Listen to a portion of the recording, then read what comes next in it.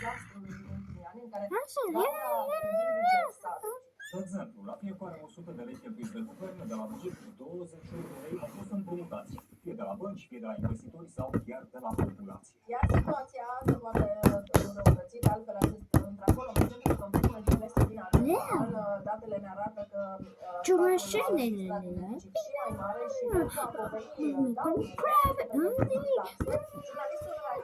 the school was the time I'm gonna grab it. Now I can't believe it. Can't believe Cel mai mare deficit din Uniunea Europeană și este mai mare decât deficitul pe care l-a înregistrat țara din perioada pandemiei. Hey, squeeze!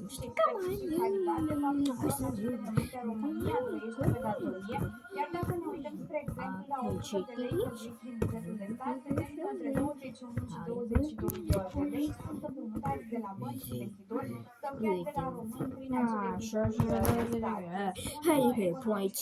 sau unor măsuri va crește această gaură din buget și vom ajunge să plătim foarte bine. Executivul deja pregătește reforma fiscală, o reformă ce trebuie adoptată până la finalul iunie și vorbim în primul rând de creșterea TVA. Va ajunge taxa pe valoare adăugată la 21%, ceea ce va duce la o creștere a